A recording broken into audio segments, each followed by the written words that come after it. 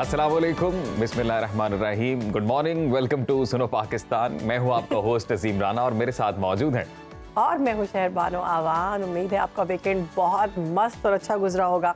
और अभी आज आप चाय के कप के साथ हमारा प्रोग्राम देखेंगे। 2 घंटे तक हम आपका साथ देंगे। वैसे चाय का कप तो एक फार्मूला नहीं हो गया रोजाना चाय के कप के साथ आप हमारा प्रोग्राम देखेंगे। अगर जो लोग हमें देख रहे हैं वो ब्रेकफास्ट ही कर रहे होंगे तो चाय का कप तो होगा ब्रेकफास्ट। मोस्टली लोग चाय के बगैर नहीं। वैसे आपने भी इंट्रो में बोला कि जी उम्मीद करते हैं कि मस्त वीकेंड के बाद आप हाजिर हुए, आप हमारे साथ मौजूद हैं, तो मस्त वीकेंड रहा फिर आपका? हाँ, मेरा तो मस्त रहा और ऊपर से मौसम बहुत ठंडा हो चुका है, मजे का मौसम है। और पाकिस्तान में कम ही वक्त के लिए होता है ठंडा मौसम, इसलिए एंजॉय करना चाहिए इसको। और अजीम राना तो बहुत ज्यादा इसको एंजॉय कर रहे हैं। वैसे अभी एंजॉय वाली सर्दी तो हो ही नहीं रही है, पता नहीं क्या सीन है। मैं कंफ्यूज मौसम है, रात के टाइम पे सर्दी हो जाती है, दिन के टाइम पे गर्मी हो जाती है अच्छी खासी, और रात को भी सर्दी, ऐसी सर्दी होती है कि आप आउटडोर एंजॉय नहीं कर सकते। एक्चुअली में विंटर्स का मजा आउटडोर में आता है। नहीं अभी रात में आउटडोर वाला तो थोड़ा सा स्मोक का इशू है, लेकिन ये है कि थोड़ा एंजॉय आप कर सकते हो और उस एंजॉय कम करें, स्मोक से बचें और अपना ख्याल रखें, क्योंकि जो है मौसमियाती बीमारियां वो आपको लपेट में ले सकती हैं। मौसम में तब्दील होता है, लिया हुआ है भाई, लपेट में ले क्या सकती हैं। वायरल हुआ है, हर दूसरा तीसरा बंदा खांस रहा है, लोगों के गले खराब हुए में। आप भी 2-3 दिन पहले तक आपकी भी शदीद तबीयत खराब थी, लेकिन आपकी इम्यूनिटी बहुत अच्छी है। आपको मैंने नहीं, मैं अवॉइड कर रहा हूँ। देखिए जी, जरूरी नहीं कि आप अपनी इम्यूनिटी टेस्ट ही करें इस तरह की सिचुएशन में अपने आप को डाल के। नहीं, तो लेकिन कहते हैं वायरल होता है, तो आप मेरे साथ बैठ के प्रोग्राम करते हैं, फिर हम बैठ के तैयारी करते हैं, फिर हम बातें करते हैं आज हमने क्या प्रोग्राम में करना है और आज हमने क्या किया है। तो मेरे ख्याल से हमारे प्रोड्यूसर जो है वो भी थोड़े से हल्के से वीक हुए थे, उनको भी थोड़ा। आपकी इम्यूनिटी बड़ी स्ट्रांग है। क्या खाते हैं आप? मैं चाय पीता हूँ सुबह। बहुत अच्छी बात की आपने। इसी बात के आगाज से हम अपने प्रोग्राम का आगाज करते हैं मार्टिन लूथर किंग की इस खूबसूरत बात से कि हमारी जिंदगी उस दिन खत्म होना शुरू हो जाती है जब अहम मामलात पर हम खामोशी इख्तियार करते हैं। बड़ी ही अहम बात की है मार्टिन लूथर किंग ने, और कहा यह है कि जी आप जब भी, मैं इसको इस कॉन्टेक्स्ट में ले रहा हूँ जी, कि जब भी आप अपने इर्द गिर्द जुल्म होता देखें तो उस पर जरूर बात करें, उस पर जरूर बोलें। और इंसान वाकई उस वक्त मर जाता है जब वो बेहिस हो जाता है, जब वो रिएक्ट करना छोड़ देता है। मतलब आप बेजा रिएक्ट ना करें, लेकिन कुछ चीजें, कुछ मामलात इंतहाई अहमियत के हामिल होते हैं जिस पर बोलना, जिस पर रिएक्ट करना इंतहाई जरूरी है। इस कॉन्टेक्स्ट में भी हम देख सकते हैं कि उम्मत मुस्लिमा के लिए इस वक्त सबसे अहम मामला मसला फ़लस्तीन है, जहां मुसलसल मजलूम फ़लस्तीनियों को जुल्म और बर्बरियत का निशाना बनाया जा रहा है। इसराइली काबिज फौज ने मुसलसल महसूर गजा की पट्टी पर बड़े पैमाने पर फजाई, समंदरी और जमीनी हमले करके कत्लेआम का एक सिलसिला जारी रखा हुआ है, जिसके नतीजे में बच्चों और खवातीन समेत 8000 से ज्यादा शहरी अब तक शहीद हो चुके हैं।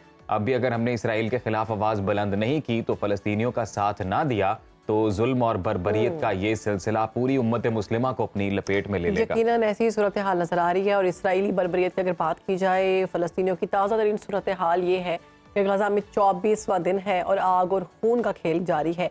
गजा को नकबा जैसी सूरत हाल का सामना करना पड़ रहा है। शहर को मक्तलगाह बना दिया गया है और जो मनाजिर हैं वो आप सब दिन देखे होंगे, वो नहीं देखे जाते। और अब तक अगर बात की जाए तो 8000 से ज़्यादा फ़लस्तीनी शहीद हो चुके हैं। शुहदा में 70% से ज़्यादा मासूम बच्चे, ख़वातीन और बुजुर्ग शामिल हैं। इसराइली हमलों में ज़ख्मी होने वालों की तादाद 20,000 से ज़्यादा हो गई है, जबकि गजा में निज़ाम ज़िंदगी दरहम बरहम हो चुका है और 23 लाख अफराद को पानी, खाने, ईंधन की फराहमी से 3 हफ्तों से मुअत्तल की गई है और 60% इलाका जो है मलबे का ढेर बन चुका है, जबकि 14 लाख से ज़्यादा आबादी इनखिलाफ पर मजबूर है, मगर निकलने का रास्ता कोई नहीं है। जैसे कि गजा की अगर बात की जाए तो एक तरफ उसको इजिप्ट का बॉर्डर लगता है और एक तरफ उसको इजराइल का बॉर्डर लगता है, तो निकलने भी नहीं दे रहे और वहाँ पर जो लोग मौजूद है सिविलियंस उनको निशाना। वैसे हम लोग शहरबानो रोजाना की बुनियाद पर जो अनफॉर्चुनेटली स्टेटिस्टिक्स हैं, जो डेटा है, वो अपने नाजरीन के साथ तो शेयर कर रहे हैं, लेकिन बेहिस हो गई है जी उम्मत मुस्लिमा। और ओवरऑल इंसानियत की अगर हम बात करते हैं, चंद इलाकों में हम देख रहे हैं, चंद ममालिक में हम देख रहे हैं कि बिलाशुबा लोगों की जानिब से एहतजाज किया जा रहा है, लेकिन ये मामला ऐसा है कि जो सिर्फ एहतजाज तक महदूद नहीं रहना चाहिए। इसके लिए अमली इक़दामात करने की इंतहाई अहम ज़रूरत है। आप सोशल मीडिया देख लें, आप ट्विटर देख लें, इंस्टाग्राम देख लें, फेसबुक देख लें, हर जगह पर आपको ऐसे ऐसे विजुअल्स, दिल दहला देने वाले ऐसे खौफनाक विजुअल्स मिलेंगे कि देखने के बाद इंसान हैरान रह जाता है और इंसान एक तरह से सख्ते में चला जाता है कि इस सिचुएशन के ऊपर चाह के भी कुछ क्यों नहीं किया जा रहा। छोटे छोटे बच्चों की फुटेजेस आ रही हैं, अस्पतालों को बॉम्ब किया जा रहा है। एक मैंने अभी रिसेंटली फोटो देखी है जिसके अंदर पूरा आसमान ऑरेंज रंग का नजर आ रहा है। इतनी फजाई बमबारी की गई है इजराइल की जानिब से कि रात की तारीकी में जब हर तरफ अंधेरा है, वो गजा पट्टी का जो इलाका है वो ऑरेंज रंग का नजर आ रहा है। तो हमारी तो दुआ है कि जी अल्लाह ताला मुश्किलात आसान फरमाए। हम स्क्रीन पर भी दिखा रहे हैं कितने खूबसूरत, कितने प्यारे बच्चे हैं जो जख्मी हैं और जो शहीद हो चुके हुए हैं। और अब इन हमलों में ज़्यादा तेज़ी भी आ चुकी है इस हवाले से, क्योंकि जो इजरायली सदर है नेतन्याहू, उनकी जानिब से ऐलान किया गया था कि जब फ़ज़ाई बमबारी कर दी जाएगी तो उसके बाद जो ग्राउंड इन्वेजन है, ज़मीनी हमला, वो शुरू किया जाएगा और उसका बाकायदा तौर पर आगाज़ किया गया है। और कहा यह जा रहा है जी कि हमास के साथ 1-on-1 जो है वहाँ पर लड़ाई झगड़ा होगा। अब आप इसमें खुद अंदाज़ा लगाएं कि कितने मासूम शहरी हैं, कितने मासूम निहत्ते फ़लस्तीनी हैं जो अपनी जान की बाजी हारेंगे। और हमास ने दूसरी जानिब भी कहा है कि जी गजा के शहरी इस जंग को फैसला कुन मरला समझें, फतह हमारी होगी। अल-कसाम ब्रिगेड के सरबराह ने इसराइल के साथ फौरी कैदियों के तबादले पर आमादगी जाहिर कर दी है। और अगर दूसरी जानिब देखें तो ईरानी सदर ने कहा है कि इसराइल रेड लाइन पार कर चुका है, कार्रवाई पर मजबूर हो सकते हैं। अमेरिका हमें कुछ ना करने का कहता है लेकिन खुद इसराइल की हिमायत कर रहा है। तुर्क सदर ने कहा है कि क्या मगरिब फिर सलीब व हिलाल की जंग चाहता है? ऐसी कोशिश की तो जान लें हम जिंदा हैं। गजा के मजलूमों की हिमायत पड़ी तो फौज इस्तेमाल करेंगे। ठीक है। और फलस्तीनियों पर एक एक करके एक एक लम्हा भारी है और इतना जुल्म किया जा रहा है। इसराइल दंगे की चोट पर गजा को सफाई हस्ती से मिटाने की बातें कर रहा है, बयानात सामने आ रहे हैं। जंगी जराइम से बेपर्दा होकर प्यास और भूख को जंग का हथियार बना लिया है, मगर खुद को कहने वाली दुनिया मुकम्मल खामोश है। इस तमाम सूरत हाल पर बात करते हैं जी साबिक सिफारतकार और आलमी अमूर के माहिर नजमुल साकिब साहब आज हमारे साथ मौजूद हैं। अस्सलाम वालेकुम नजम साहब, बहुत शुक्रिया आपके वक्त का। सर ये कहिएगा कि अक़वाम मुत्तहिदा की जनरल असम्बली ने गजा में जंगबंदी से मुतल्लिक करारदाद मंजूर की है, मगर इसराइल ने इस करारदाद को बमों से उड़ा दिया है। इसराइल ना किसी कन्वेंशन, ना किसी करारदाद, ना ही किसी मुतालबे को भी मानने के लिए तैयार है। इसराइल के सामने अक़वाम मुत्तहिदा भी बेबस नजर आता है। इसराइल इतना मुंहजोर कैसे हो गया है सर? देखिए, ये जो जनरल असम्बली की आपने करारदाद की बात की है, ये तो नॉन बाइंडिंग किस्म का एक डॉक्यूमेंट था। इसमें दुनिया ने अपनी इंटेंट जाहिर करनी थी जी कि जी ये जो हो रहा है ये गलत हो रहा है और इसको बंद किया जाए। लेकिन हमने देखा कि तकरीबन 120-22 ममालिक ने कहा जी होनी चाहिए, इंटेंट जाहिर करनी चाहिए। लेकिन 59 ममालिक में जिनमें वो लोग जिन्होंने कहा जी कि बिल्कुल ये इंटेंट जाहिर नहीं करनी चाहिए, और कुछ लोग एब्सटेन रहे, 45 के करीब ममालिक। तो जनरल असम्बली की इस करारदाद को तो छोड़ दीजिए, क्योंकि ये अगर मुत्तफिका तौर पे ये मानी भी जाती, पास हो जाती, फिर भी इसमें किसी किस्म की सैंक्शन नहीं थी, किसी किस्म का ये नहीं था कि जी यानी इजराइल को मजबूर किया जाएगा। असल चीज जो है वो आज होने लगी है और वो यूनाइटेड नेशन सिक्योरिटी काउंसिल का इजलास है। आपको पता होगा कि एक पहले हुआ था जी लेकिन उसका कोई नतीजा नहीं निकला।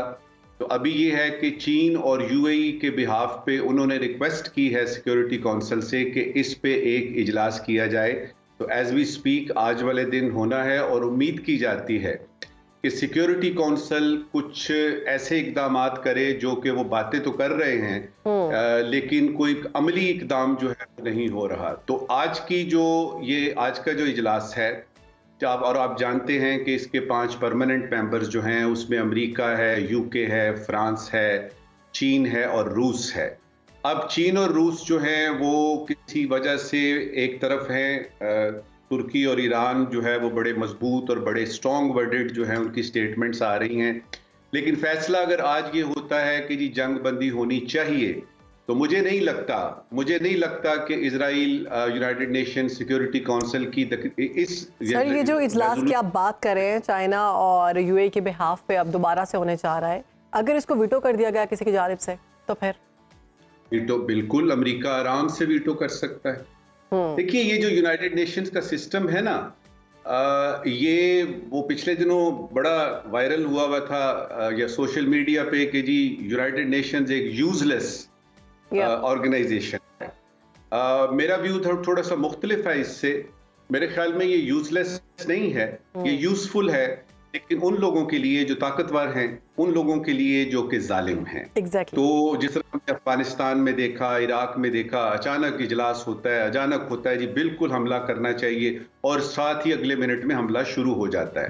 देखिए, ये वक्त बातें करने का नहीं है, ये तकरीरें करने का नहीं है, रोने पीटने का भी नहीं है कि देखिए जी क्या जुल्म हो रहा है, ये वो हो रहा है। हर एक मुल्क ने, और ये जो ओआईसी की अभी आप बात कर रहे थे बिल्कुल ठीक बात है, इसको जरा बीच में से निकाल दीजिए। ये तय है, ये बिल्कुल ठीक बात है कि ओआईसी बनी ही इसलिए थी कि अल-अक्सा मस्जिद में जो है वो उसकी बेहुरमती होती है और तमाम मुस्लिम ममालिक जो हैं वो लाहौर में इकट्ठे होते हैं और ओआईसी बनती है। लेकिन वक्त बहुत गुजर चुका है, पुलों से पानी गुजर चुका है, और अभी आलम यह है कि 56 ममालिक हैं आपके ओआईसी के, और ये तमाम के तमाम 56 ममालिक जो हैं इनकी 56 खारजा पॉलिसियां हैं। और दूसरी बात यह है कि इसमें ये हमास और इजराइल की फिलहाल जंग है, ये अरब दुनिया की जंग ही नहीं है। नजमुल साकिब, ये कहिएगा सर कि ये जो मामला है 1948 से हल तलब है। पहला नकबा तब हुआ, उसके बाद अब जो सूरत हाल है कहा यह जा रहा है कि जी दूसरा नकबा जेनोसाइड वाली ही सूरत हाल है। सर ये बताइएगा कि इतने अरसे से फ़लस्तीनी अपने हक़ खुद इरादत की जंग लड़ रहे हैं और हमास और हिज़्बुल्लाह की जानिब से भी ज़ाहिर है रेजिस्टेंस दिखाई जाती है। इस बार इसराइल की जानिब से जिस ऑफेंसिव का आगाज़ किया गया है, ये इससे पहले इसकी मिसाल नहीं मिलती। तो इस बार कोई ख़ास सूरत हाल है, कोई ख़ास अज़ाइम है जो अचीव करना चाहते हैं? देखिए, एक ऑस्ट्रेलिया में जू है, उसका नाम है एंटनी लुइंस्टन। वो ये कहता है, उसने किताब लिखी है द पैलेस्टाइन लेबोरेटरी, और दुनिया उसके इस किताब पे जरा बड़ी तवज्जो से देख रही है। उसमें उनका दो बातें उन्होंने मेन की हैं। पहली ये की है कि इजराइल जो है वो चूंकि टेक्नोलॉजी में बहुत ज्यादा आगे चला गया है, दुनिया का शायद नंबर 1 मुल्क है, तो उसने अपने state of the art tools बेचने हैं, वो जिसमें आपके फेशियल रिकग्निशन, आपके जो टूल्स हैं, या ये जो आर्सनल है, या जो एम्यूनिशन है, और वो बताना चाहता। और दूसरा पॉइंट उसमें उसने ये बताया है, वो खुद भी ज्यू है, याद रहे, ऑस्ट्रेलिया सिडनी में रहता है। उसने बताया कि जी क्यों ये सारा कुछ जो है एकदम से क्यों नहीं सारे फलस्तीनी खत्म किए जाते, एकदम से गजा पे क्यों नहीं कब्जा पाया जाता। उसकी वो दलील देता है, वो ये कहता है कि इजराइल यानी जो अपने टूल्स बेचना चाहता है, जो अपने आलात बेचना चाहता है, वो बताना चाहता है कि ये बैटल टेस्टेड हैं। तो वो सारे के सारे जो इस वक्त हो रहे हैं फलस्तीन पे, ये जो वो फुटेज बताता है कि देखिए जी, अगर आप ये खरीदेंगे मुझसे, हमसे खरीदेंगे, तो इस तरह से ये जंग में इस्तेमाल होते हैं और ये इसका नतीजा निकलता है। ये किताब इस वक्त जो है वो बड़े यानी शौक से और गौर से देखी जा रही है। इन चीजों की यानी ये साजिशी थ्योरी भी हो सकती है, लेकिन एक ज्यू क्यों लिखेगा ये, और उसने दलीलों के साथ बताया है कि फलस्तीन को लेबोरेटरी बनाया गया। बिल्कुल ऐसा ही है सर। इसराइली वज़ीर आज़म ने ऐलान किया है कि जंग का दूसरा मरहला शुरू हो गया है। गजा में सहूनी फौजें दाखिल हो चुकी हुई हैं। साथ ही सहूनी वज़ीर आज़म ने हमास की जानिब से शदीद मज़ाहमत और मुश्किलात का भी एतराफ़ किया है। गजा में ज़मीनी लड़ाई अगर होती है और इसराइल को ये कितनी महंगी पड़ सकती है। दूसरा आपने बात की थी कि अभी तक मुस्लिम उम्मा इसलिए नहीं बोल रही क्योंकि ये जंग जो है ये अरब दुनिया की जंग नहीं है। तो अगर ये ज़मीनी कार्रवाई आगे बढ़ती है, ईरान आता है, चाइना आता है, रशिया आता है, तो फिर मुस्लिम उम्मा दूर नहीं है उनके लिए भी। पहली बात तो ये है कि ये जो आपने ज़मीनी और फ़ज़ाई का पहले जिक्र किया था वो बिल्कुल ठीक था, ये ऑलरेडी शुरू हो चुका है। दूसरी बात ये है कि हमास कोई ऐसा यानी नहीं है, कोई ऐसी बिल्डिंग जिसमें ये सारे लोग मौजूद हैं और वो उस पे उन्होंने हमला करना है। ये तो साफ नजर आता है, जिस तरह ईरान ने 5 दिन पहले बयान दिया था कि इजराइल पे हमास ने हमला किया है, लेकिन सजा फलस्तीनियों को मिल रही है। तो पहले तो ये पॉइंट क्लियर कीजिए। दूसरा पॉइंट ये है कि ये बड़ी कर्टेल्ड किस्म की जंग है और इजराइल इसकी कोशिश करेगा कि ये सिर्फ यानी वेस्ट बैंक तक रहे, ये इजिप्ट तक भी ना जाए और ये गजा में ही रहे। और उसके बाद उन्होंने जो प्लान बनाया हुआ है, उनका प्लान ये है कि इस गजा की पट्टी को एक नया नाम दिया जाएगा और उसका नाम होगा टेंट सिटी। तो वो कुछ बड़ी दूर की सोच रहे हैं। हम यहाँ पे ये कह रहे हैं कि जी देखें फलस्तीनियों पे ये हो रहा है, वो हो रहा है, जुल्म हो रहा है। जो बयानात तुर्की से आ रहे हैं वो जरा थोड़े से तशवीशनाक हैं और उसमें ये लगता है कि अगर कुछ दिन और चलते रहेंगे तो शायद तुर्की की तरफ से कोई हो। और ईरान तो पहले ही कह चुका है कि इजराइल जरा देख ताक के करे, कोई नया महाज ना खड़ा हो जाए। दुनिया भर की कोशिश ये है, पूरी दुनिया की कोशिश ये है कि जंग आगे ना बढ़े। लेकिन फिर यूं होता है कि अगर जंग एक आदमी शुरू करता है, एक मुल्क शुरू करता है, तो फिर उसके हाथ में भी नहीं रहता कि वो इस जंग को बंद कर सके। ये चीज जो है ये बड़ी सोचने वाली है। बिल्कुल सर, वो कहते भी you can start a war but you can not stop, वो फिर कहाँ रुकती है, वो फिर अपना रास्ता खुद ही बनाती है। ये कहिएगा कि अभी मौजूदा सूरत हाल को देखते हुए नजम साहब आप क्या समझते हैं कि इस्लामिक ममालिक उम्मत मुस्लिमा का ही जिक्र करें तो कोई ऐसा मुल्क कि जिसकी इन्वॉल्वमेंट से कोई मामला बेहतर हो सकता हो, और क्यों अभी तक ये भी OIC भी एक टूथलेस ऑर्गेनाइजेशन की तरह ही काम कर रही है, उम्मत मुस्लिमा भी सोई हुई है? एक मुल्क ऐसा है जिसने माजी में भी किया और अभी भी वो कर सकता है, और अगर वो खुला के सिद्के दिल से अच्छी इंटेंशंस के साथ मैदान में आए तो शायद इजराइल और हमास की जंग बंद हो सकती है। वो है मिस्र, क्योंकि एक तो हमसाया है, लेकिन हमने ये देखा कि जब शुरू में फलस्तीनी वहां पे जाना चाहते हैं कि जी हम महाजर हैं, हमें कबूल कीजिए, तो इजिप्ट ने इनकार कर दिया। दूसरा फैक्टर ये है कि इजिप्ट इजराइल को तस्लीम कर चुका है।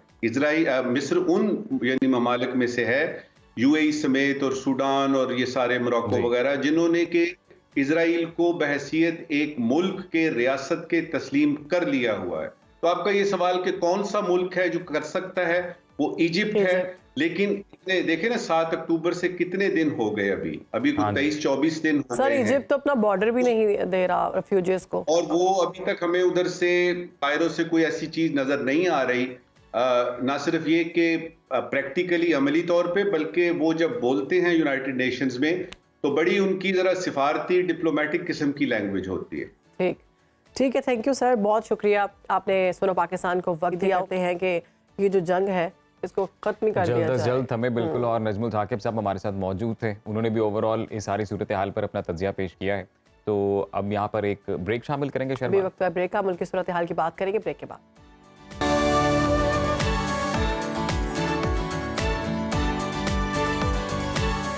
Welcome back after the break जी। प्रोग्राम में आगे बढ़ेंगे, बात करेंगे मुल्क की सियासत की। तो इलेक्शन से पहले गहमा गहमी में इजाफा देखने में आ रहा है।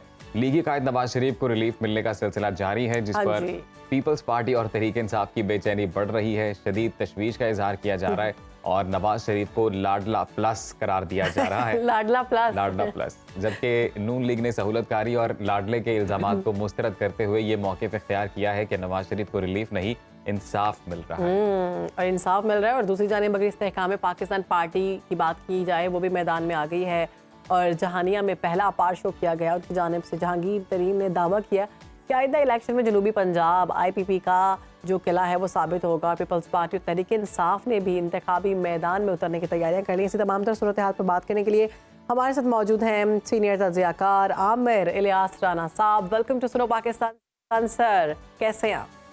शुक्रिया सर। नवाज शरीफ की बात की जाए तो रिलीफ मिलने पर पीपल्स पार्टी और तहरीक इंसाफ की जानिब से शदीद तशवीश का इजहार किया जा रहा है और वो उनको लाडला प्लस कह रहे हैं। जैसा कि हमने देखा है कि नवाज शरीफ को जमानत पर जमानत मिल रही है, आसानियां हो रही हैं उनकी, नैब में भी उनकी गिरफ्तारी नहीं है। तो ऐसी सूरत हाल में दीगर जमातें लाडला होने का इल्जाम क्यों लगा रही हैं? वाकई लाडले हैं वो? जाहिर है लाडले तो हैं। 6 साल के बाद अगर इंसाफ मिलना शुरू हुआ है तो जिनको ख्वाहिश थी कि ये अभी उसी सिचुएशन में रहें, लंदन रहें या जेल में रहें, तो लाडला कहना बनता है। आपको पता है ना कि उस वक्त की स्टैब्लिशमेंट अदलिया और खान साहब की फरमाइशें मिल के इन्हें सजा दिलाई।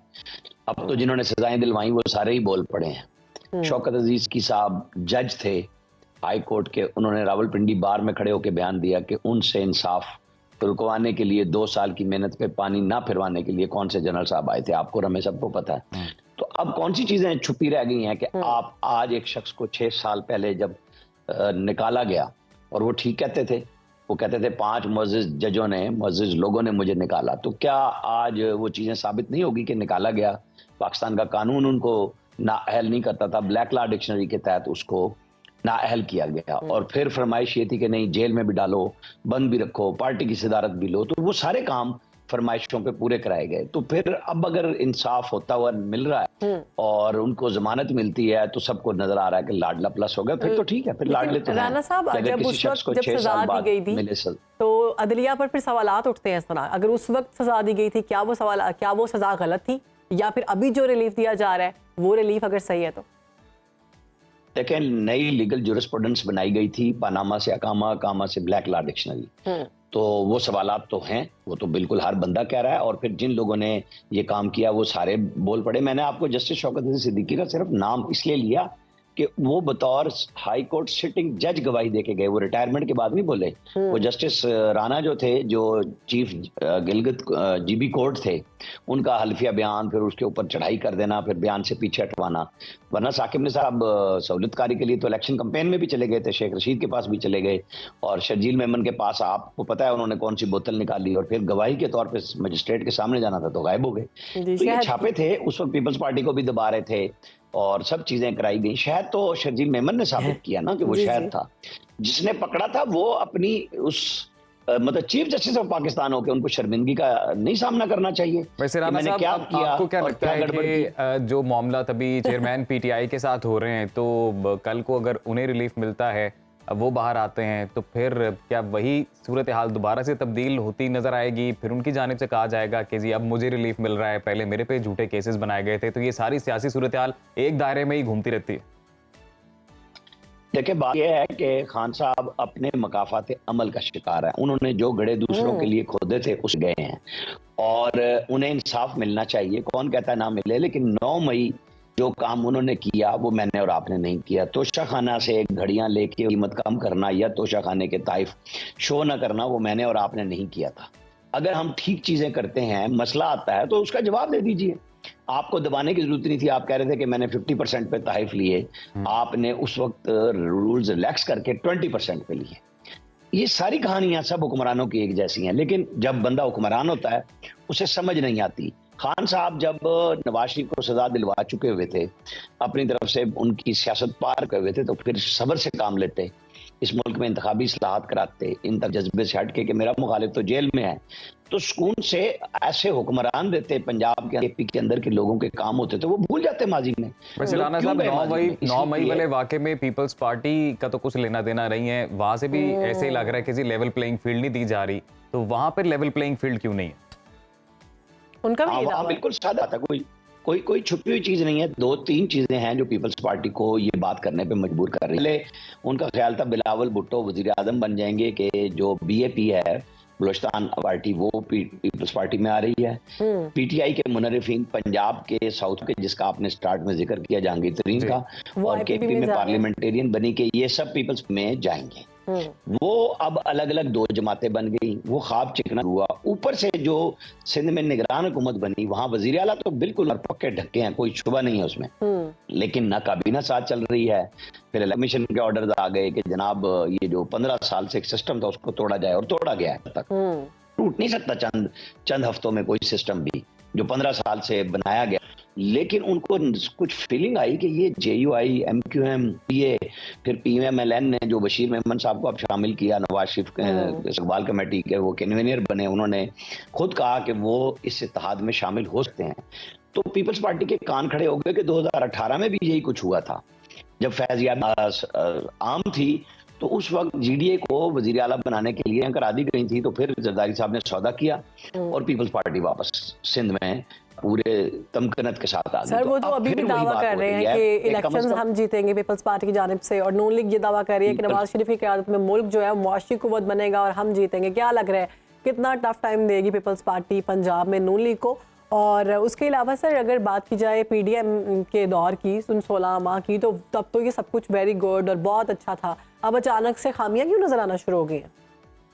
मैं इसीलिए अब आपको कह रहा था कि जो सिंध की बात है ना, जरदारी साहब ने कोई काबिल जिक्र उम्मीदवार अंदरूनी सिंध में छोड़ा नहीं, लेकिन अब उनको पता है कि इनके लोगों को छेड़ा जा रहा है, और कुछ ऐसी इत्तलात आई जिसकी बुनियाद पे पीपल्स पार्टी ने ये सारी गुफ्तगू की, लेवल प्लेइंग फील्ड की बात की, PTI के हक में बात की, ताकि उन मुक्तदर कुव्वतों को राग़िब किया जा सके कि कम से कम सिंध तो हमारे पास रहने देना, वरना फिर हमारे पास ये सियासी पत्ते हैं। और PTI की भी फौरन कोर कमेटी ने परसों बयान दे दिया कि पीपल्स पार्टी बड़ी अच्छी बात कर रही है, उन्हें भी कोई रास्ता चाहिए, जैसे वो फजलुर रहमान की तरफ चले गए थे। पीपल्स पार्टी का पंजाब में कोई मुस्तकिल, क्योंकि उनके जो सहारे थे, जो पत्ते थे, वो ताश की तरफ बिखर गए जब वहां पे IPP और जो बाकी थे लोग वो नून में जा रहे थे। उनका वो जो ख्वाब था कि 20, 25, 30 हम कौमी असम्बली की पंजाब से निकालेंगे, केपी और बलूचिस्तान से लाएंगे, तो हम एक ऐसी पार्टी बन जाएंगे कि बार्गेनिंग करके बिलावल भुट्टो वज़ीर आज़म बन जाएंगे। वो अब उनको नजर नहीं आ रहा, लिहाजा इसको राजनीति कहते हैं। मौलाना फजलुर रहमान ने वेलकम किया पीटीआई के वफ्द को, और पीटीआई के वफ्द को उनका अपना जो प्रोपेगेंडा ब्रिगेड है वो जिस तरीके से वो गले पड़ा, असद कैसर को पीछे हटना पड़ा कि नहीं हम तो दुआ करने गए थे। वो 1 घंटा पढ़ते रहे तो चले, अच्छी बात है, बड़े अरसे के बाद बहुत सारी फातियां इकट्ठी हुई होंगी। सद को उन्होंने खुद ब खुद नेगेट किया, जबकि उनके साथ जाने वाले मुखनल्स पे आके कहते थे कि बातचीत सब चीजों पे हुई है, लेकिन प्रेशर इतना पड़ा है। बहर रास्ता वो होना चाहिए जो सियासत का है, जो सब सियासी जमातों को ऐसा रास्ता दे, इलेक्शन लगे कि ना ब्रेक, आने वाले दिनों में आपको कोई इस तरह का गैर रिवायती इत्तेहाद होता दिखाई देता है? मौलाना फजलुर रहमान की जानिब से भी जो बयान एक सामने आया था कि जी अच्छा नहीं लगता कि हरीफ आपका बंधा हुआ हो और आपके हाथ खुले हुए हो, तो ऐसे मुकाबले का क्या फ़ायदा। और फिर पीपल्स पार्टी की जो एक आइडियोलॉजी है उस हवाले से भी कहा यह जाता है कि वहां पर भी चांसेस हैं पीटीआई के साथ इत्तेहाद के। आपको ऐसा होता नजर आता है कुछ? आप ये देख लें कि मौलाना के इस बयान के बाद असद कैसे पहुंचे, और उसके बाद मैंने कल क्वेटा में क्या कहा आपको और हमें पता है। इसराइल के खिलाफ रैली पे उन्होंने इमरान खान साहब के बारे में गुफ्तगू की। उन्होंने कुछ मकसद अचीव कर लिए हैं, कुछ वाले दिनों में और मुलाकातों के बाद हो जाएंगे। उन्हें केपी चाहिए, बलूचिस्तान के अंदर हिस्सा चाहिए। उनकी मेन वो है कि मर तो फिर जो भी अगर अक्सरियत के साथ पीएमएलएन आती है या जो और बनाता है तो हम हिस्सेदार होंगे कि कुछ हम सीटें लेके आएंगे और अपना हिस्सा उस इक़्तिदार के केक में से ले लेंगे।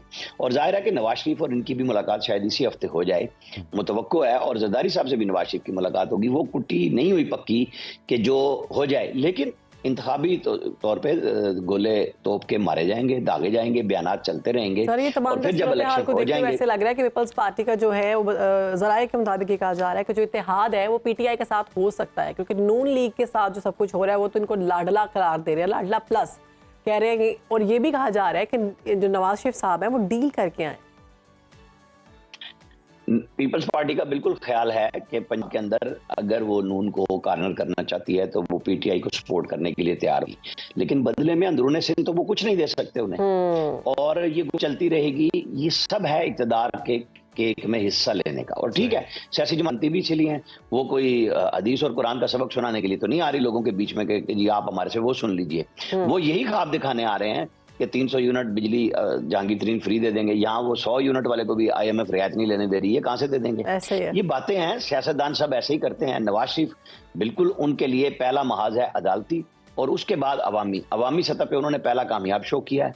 आइंदा आने वाले दिनों में उनके जलसे, उनके राब्ते वो साबित करेंगे कि क्या पीएमएलएन पब्लिक में अपने वोटर के पास वापस आ सकती है।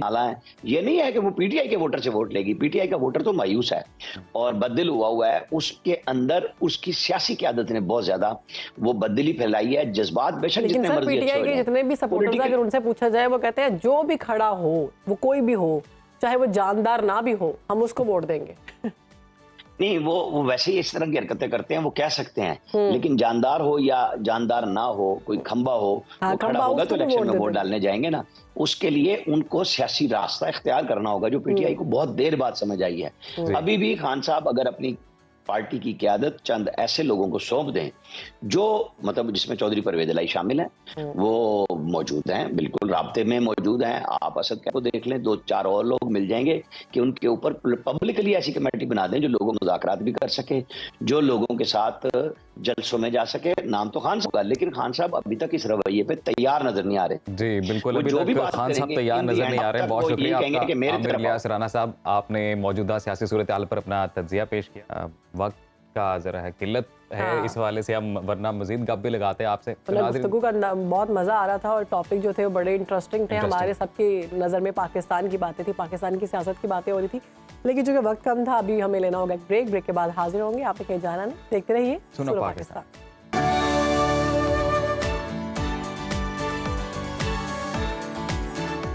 Welcome back. अब हम बात करेंगे नामवर मौसीकार ख्वाजा खुर्शीद अनवर की, जिनकी आज 39वीं बरसी है। उनकी तरबियत दी हुई धुनों ने कई गीतों को लाफानी और यादगार बनाया। ख्वाजा खुर्शीद अनवर की ज़िंदगी पर मबनी ये एक दिलचस्प और डिटेल्ड रिपोर्ट हमने तैयार की। ये सुनो पाकिस्तान की जानिब से उनको एक ट्रिब्यूट और हम ये सिलसिला हमेशा से जारी और सारी रखेंगे कि हमारी जितनी भी नामवर शख्सियात हैं इल्म और अदब की या फिर हमारी फिल्म इंडस्ट्री की, म्यूज़िक इंडस्ट्री की, तो उनको ये ट्रिब्यूट हम देते रहेंगे। जी हाँ।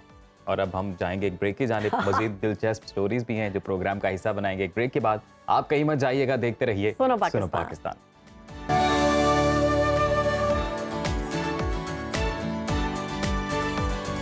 खुशामदीद। और ब्रेक के बाद हम आ गए हैं और मैंने स्टार्ट में कहा था, अगर आपको याद हो अजीम, कि वीकेंड बड़ा मस्त रहा है और आप लोगों का भी वीकेंड मस्त रहा होगा। बिल्कुल याद आ गया। उसकी एक वजह है कि मैंने वीकेंड पे ना चूँकि जिम जाती हूँ तो मैंने जिम को जो है वो कवर किया है, फिटनेस के लिए मोटिवेट किया है कि जो ख़वातीन घर में रह के सोचती है अब हम क्या करें, हमारा टाइम नहीं गुजर रहा या फिर हमारा मोटापा बहुत ज़्यादा हो गया, तो अपनी फिटनेस का ख्याल रखें, वैसे भी वर्जिश करें। सेहतमंद रहने के लिए वर्कआउट तो करना चाहिए। और ये बड़ी अच्छी बात है शहरबानो कि आपने अपने जो बिजी शेड्यूल है उसमें से स्पेशल टाइम निकाला और आपने वर्कआउट करते हुए हमारे नाज़रीन को भी हम दिखाएंगे भी कि बेसिकली वर्कआउट करना कैसे, स्पेशली खवातीन। आपने भी करना है। हाँ भाई, इंशाल्लाह जरूर जरूर जरूर। चलिए देख लेते हैं।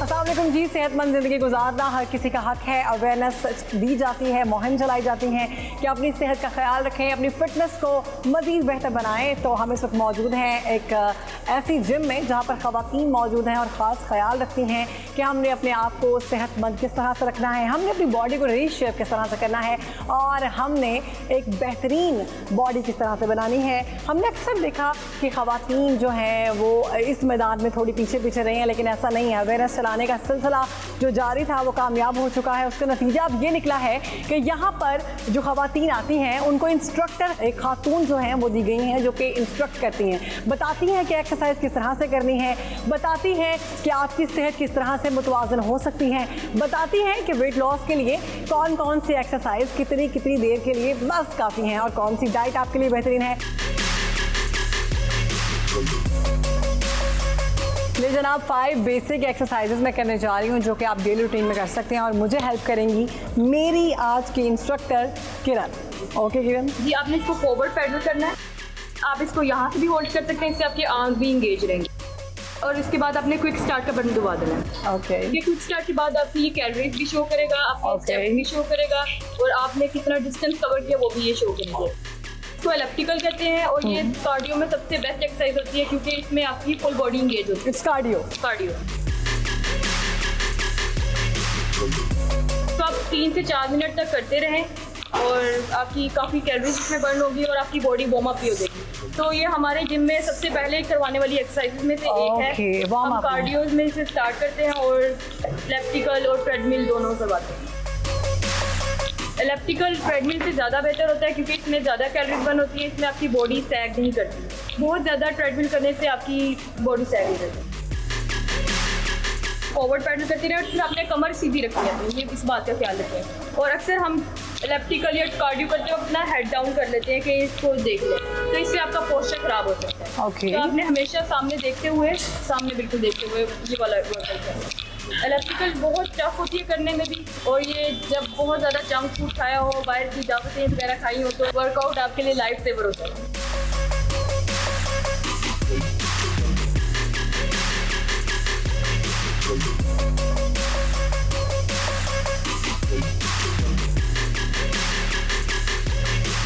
हमने पूरा ट्विस्ट करते रहना है, इससे आपकी कमर की एक शेप बेहतर होती है, प्रोमिनेंट होती है और आपके ओब्लिक मसल्स भी इसमें प्रोमिनेंट होते हैं।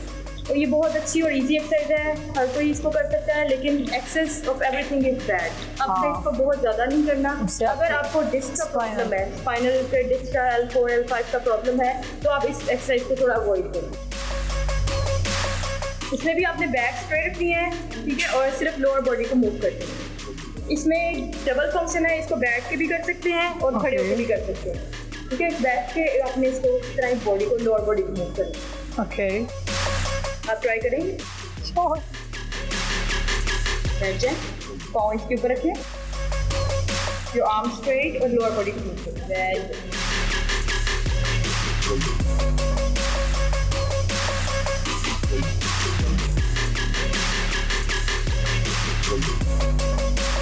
फॉरवर्ड पोजीशन में जाना है, इसको ऐसे होल्ड करें, क्योंकि back straight, chest out and wave and तक आपको वेव जानी चाहिए। आई थिंक किसी पे गुस्सा आया और उसके बाद आके इसको सोच कैसे करें।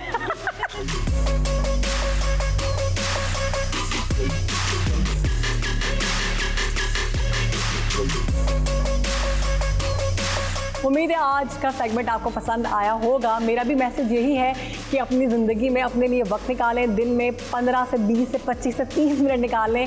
अजीम, आपके लिए भी मेरा पैगाम ये है कि अपने लिए वक्त निकालें और कुछ सोचें अपनी फिटनेस का। मैं तो आ गई हूँ जिम में, आप अभी स्टूडियो से बैठे हुए हैं, जल्दी से निकलें और जिम ज्वाइन करें और अपनी फिटनेस का ख्याल रखें। अपने आप से प्यार करें, क्योंकि आपका खुद से प्यार करना उतना ही ज़रूरी है जितना दूसरों का आपसे।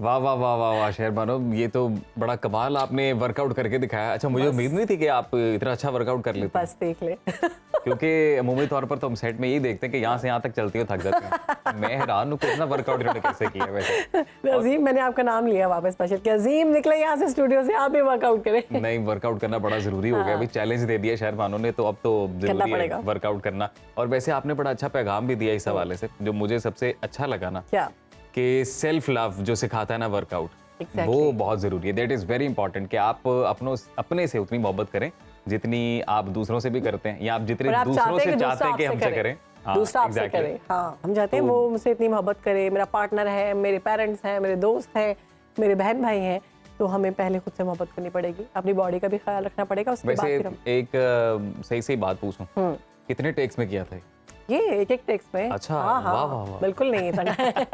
अब ये तो वो बताएंगे फिर तो वाकई फिटनेस लेवल है भाई। ये आपको देख के नहीं लग रहा था कितनी? क्योंकि ये बैठ के ज्यादा तो ये डिस्कस हो रहा होता है कि वेट बहुत ज्यादा हो गया, अगर आप कम करने की जरूरत है। अजीम, अगर आप जिम नहीं करते ना, तो फिर आप ये वाली एक्सरसाइज नहीं कर सकते। ये बड़ी मुश्किल एक्सरसाइज है। मैं इसलिए कुछ तो बेसिक थी, कुछ मुश्किल थी, तो वो अगर आप करते हैं, आप यूज्ड टू हैं, तो ये आप करते हैं, वरना आपको ट्रेनर वो नहीं करवाते। फर्स्ट डे तो बिल्कुल नहीं करवाते। वैसे हम अपने नाज़रीन को ये भी बताएं कि जी फिट रहना बहुत जरूरी है, और सेल्फ लव के साथ फिटनेस का एक और फायदा ये भी होता है, अगर आपका स्टैमिना अच्छा हो, आपकी फिटनेस अच्छी हो, तो हम अपने प्रोग्राम में जो मजे मजे के नज़ारे आपको दिखाते हैं, जो बड़े खूबसूरत जगह आपको दिखाते हैं, तो आप उन जगहों पर जाकर ज्यादा इंजॉय कर सकते हैं फिर, क्योंकि स्टैमिना अच्छा होता है। आप हाइक कर सकते हैं, आप दूसरे जो पुरफजा मकामात हैं वहां तक वॉक करके जा सकते हैं, क्योंकि बाज़-औक़ात बड़ी बेहतरीन और अच्छी जगह ऐसी है जहाँ पर गाड़ियां डायरेक्ट वहां तक नहीं जाती, पर हाइकिंग के लिए हम छोड़ देते हैं। हम छोड़ देते हैं कि बड़ी हाइकिंग करनी पड़ेगी, और हम चूंकि यंग होने के बावजूद, इसका यंग से ताल्लुक नहीं है। अगर आप वर्कआउट करेंगे, आप हमेशा यंग रहेंगे, आपकी बॉडी में एक हिम्मत आएगी, आप हिम्मत से चल सकेंगे। आपका स्टेमिना, बेसिकली स्टेमिना का वर्ड जो है वो इसके लिए यूज होता है कि स्टेमिना बूस्ट होगा। हम लोग चूंकि वर्कआउट नहीं करते हैं, इसीलिए हम लोग बहुत सी बीमारियों का भी शिकार हो जाते हैं। हमारा इम्यूनिटी सिस्टम जो है वो भी वीक हो जाता है, सिर्फ इसी वजह से हमने खा लिया और बैठे रहे। और ये जो सहल पसंदी है, ये जो सुस्ती है, वो आपका फिर वजन बढ़ने की वजह बनती है। जब वजन बढ़ता है तो फिर आपको हर तरह की बीमारी जो है वो भी हमलावर होती है। तो बहुत ज़रूरी है जी, एक्सरसाइज किया करें, बेशक वॉक ही किया करें, लेकिन किया करें। और हम अपने प्रोग्राम में आगे बढ़ते हुए आपको बताएंगे हसीन नज़ारों से मुतल्लिक भी। तो जैसे सुनो पाकिस्तान की रिवायत है कि हमेशा से हम कोई ना कोई ऐसा मकाम लेकर आते हैं जो अपने हम नाज़रीन करें, जो आपकी थिंग्स टू डू लिस्ट है उसमें इजाफा होता जाए, जो जगह आप विजिट करना चाहते हैं उनमें इजाफा होता जाए। तो हसीन नज़ारों से भरपूर कश्मीर अल्लाह ताला के तख्लीक करदा खूबसूरत शाहकारों में से एक है। इसकी बेशबहा खूबसूरती को देखकर ऐसा लगता है जैसे दुनिया में जन्नत का टुकड़ा उतर आया हो। तो हम आपको कश्मीर में मौजूद एक ऐसे मकाम के बारे में बता रहे हैं जो खूबसूरती में अपने मिसाल आप हैं। वाह वाह वाह, क्या विजुअल्स हैं जी। हम बात कर रहे हैं अड़नकेल की, और अड़नकेल जो है आज़ाद कश्मीर के ज़िला नीलम की तहसील शारदा में वाक़या है, और एक कस्बा है जो मुजफ्फराबाद से 155 किलोमीटर के फासले पर है। शारदा से इसका जो फासला है वो बताया जाता है कि 19 किलोमीटर के करीब है। ये मकाम 65,000 फीट की बुलंदी पर वाक़या है, और यहाँ पर 19,000 फीट बुलंद जो है वो एक चोटी है, उसके बारे में भी सारा वाली केल, सारा वाली केल उसको कहते हैं। और चोटियाँ जो है वहाँ पर पाई जाती हैं, ग्लेशियर्स भी बहुत सारे हैं और बहुत खूबसूरत है। कोपेमा जो है वो वहाँ पर बेस कैंप में भी जाते हैं। खूबसूरत तरीन और पुरसकून मकाम है ये, और मुश्किल रास्तों से गुजरता हुआ आपको ये मकाम हासिल होता है। इसलिए कहा है कि फिटनेस होगी तो आप इस मकाम तक पहुंचेंगे। बिल्कुल, और मुजफ्फराबाद से यहाँ तक पहुंचने में कमोबेश 8 घंटे लग जाते हैं नाजरीन। तो यहाँ तक आने के लिए वैसे बसेस चलती हैं, और मीलों का जो वसी और रेज़ सब्ज़ाज़ार है वो यहाँ पर आपको दिखने में मिलेगा। जुलाई के महीने में रंग बिरंगे फूल यहाँ पर खिलते हैं वाह। और इस इलाके में सैफुल मलूक से 2 गुना बड़ी झील भी वाक़ई है। मेरा बड़ा ही दिल है कि मैं जाकर वो देखूं। अड़ंकेल वो मकाम है जहाँ अभी तक इंसानों ने बहुत ज़्यादा 8 घंटे की आपको ड्राइव करनी पड़ेगी। 8 घंटे की ड्राइव। और इसकी खूबसूरती की एक मेन वजह वो ये भी है कि यहाँ पर चूंकि बहुत ज़्यादा कंक्रीट की इमारतें अभी तक बनी नहीं है तो पोल्यूशन कम है वहाँ पोल्यूशन पर, कम है, इसी वजह से इतनी खूबसूरती बिल्कुल। है। और कुदरत अच्छा, के इंतहाई अगर हम ये करीब आप नज़ारे महसूस देख करते सकते हैं हैं अपने अजीम, आप को। अगर हम ये नज़ारे देखें तो कितना खूबसूरत, एकदम ऐसे जैसे हम कोई सीनरी देख रहे हैं या कोई ऐसा व्यू है जो किसी ने बस पेंटिंग से बनाया हो, किसी ने कैनवस के ऊपर पेंट किया हो। स्विट्जरलैंड तो वैसे ही मशहूर है वैसे। हाँ, ये जगह खूबसूरती आके तो लोग हमारी देखें, जगहों पे है। बिल्कुल। पाकिस्तान में कश्मीर बहुत खूबसूरत है। कुदरत के इंतहाई हसीन नज़ारे जो है वो आपको यहाँ पर मिल रहे हैं। आप मनाज़िर भी देख सकते हैं कितने खूबसूरत है और इंतहाई करीब से आप महसूस कर सकते हैं नेचर को, उसकी ब्यूटी को। तो बड़ी खूबसूरत जगह है। और वैसे एवरी ईयर जो हजारों की तादाद में शहरबानों सयाह है ना वो इस मकाम का रुख करते हैं। आप गई हैं कभी अड़ंकेल? नहीं, मैं कभी नहीं गई, लेकिन वादी नीलम का जो सियाहती मकाम है ना अड़ंकेल, अपने कुदरती हुस्न से, यानी जिस मुकाम की हम बात कर रहे हैं, हुस्न से हर साल हज़ारों सयाहों को अपनी तरफ खींचता है और उन हज़ारों सयाहों में मैं अब अपना नाम भी शामिल करने की कोशिश करती हूँ कि मैं भी इसमें शामिल हो जाऊँ। मुझे लग रहा है कि आपका तो अभी बैठे बैठे दिमाग बन गया कि मेरा तो दिल कर रहा है उसके विजुअल्स देख के। वो क्या खूबसूरत पुरफजा मकाम नजर आ रहा है, जिस तरह के वहाँ पे सब्जा। तो आप ऐसा करें, आप जाएं वीकेंड पे और हमें भी साथ लेकर जाएं और वहाँ पर जाके ना मौसम है ना वहाँ अपने जाने ऑडियंस का, के लिए कुछ बना के लेके आए। वहाँ जाने का जो बेस्ट मौसम है मेरे ख्याल से जून जुलाई वाला ही है। हाँ, अभी तो क्योंकि नहीं। ये भी इन दिनों में तो वहाँ पर अच्छी खासी सर्दी होगी। और जब आप इस तरह की जगहों पर जाएं फिर ज्यादा मजा है कि आप नेचर के चूंकि और करीब होना चाहते हैं और एंजॉय करना चाहते हैं तो फिर वहाँ पर आप कैंपिंग करें और उसके लिए फिटनेस बहुत जरूरी है। इसीलिए पहले हमने आपको बताया कि और जिम सेल्फ लव, जो सेल्फ लवर है, बहुत सारे लोग ऐसे होते हैं जो अपने आप से मोहब्बत करते हैं, जो कि अच्छी बात है, तो एक हद तक करना चाहिए, लेकिन वो वहाँ जाकर अकेला वक्त अपने लिए गुजार सकते हैं। मी टाइम वहाँ गुजारें, आप वहाँ जाके मेडिटेट करें, आप वहाँ जाके नेचर को फील करें। क्योंकि अब शहरों की जिंदगियाँ तो इतनी बिजी हो गई हैं, इतनी फास्ट हो Polluted चुकी हो गई हैं हैं। कि यहाँ पर कुदरती जो चीज़ें, कुदरती अनासिर जो हैं उनसे तो हम बहुत ही दूर हैं। तो इसलिए कभी कभी नेचर को ऑब्जर्व करने के लिए, नेचर को फील करने के लिए इस तरह के मकामात का रुख करना इंतहाई ज़रूरी है। इसलिए यहाँ पर एक और जो ज़रूरी चीज़ है वो ब्रेक है, क्योंकि हमने ब्रेक के बाद मज़ीद दिलचस्प स्टोरीज भी आपके साथ शेयर करनी है। तो आप कहीं मत जाइएगा, देखते रहिए सुनो पाकिस्तान।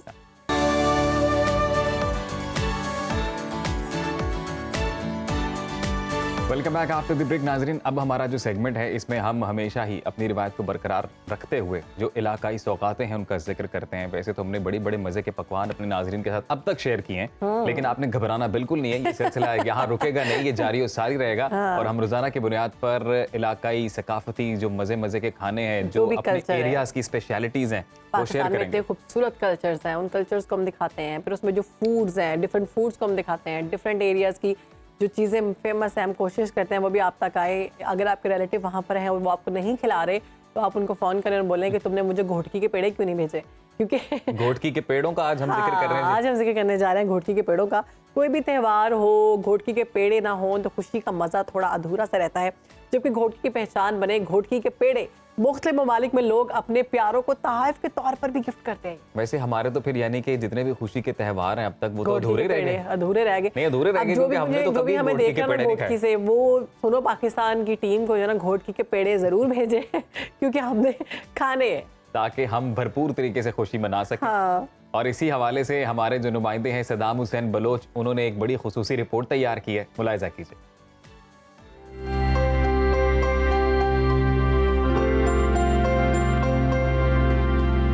खालिस दूध और देसी घी से तैयार होने वाले घोटकी के पेड़े न सिर्फ पाकिस्तान बल्कि बैरून मुल्क भी लोग अपने प्यारों को तोहफ़े के तौर पर भेजते हैं। कारीगरों का कहना है कि घोटकी के पेड़े जो मुख्तलिफ मराहिल तय पाकर तैयार होते हैं वो अपनी लवाजमात से न सिर्फ घोटकी बल्कि बैरून मुल्क तक भी शोहरत पाए जाते हैं। ग्राहकों का कहना है अगर कोई भी खुशी का त्यौहार हो और घोटकी के पेड़े न हो तो खुशियों का मजा ही अधूरा रह जाता है। हमें बहुत अच्छा लगता है कि हमारे घोटकी शहर के पेड़े इतने मशहूर हैं, जिनको हमारे दोस्त या अजीज मांगते हैं तो अच्छा तो लगता है। हमने सऊदी अरब भी भेजे हैं, पंजाब भी भेजे हैं और दुबई भी भेजे हैं, हर जगह पे जाते हैं। घोटकी के जो पेड़े हैं इनकी बड़ी हिस्ट्री है। घोटकी का जो अव्वल नाम था वो था लोहे साहिबान।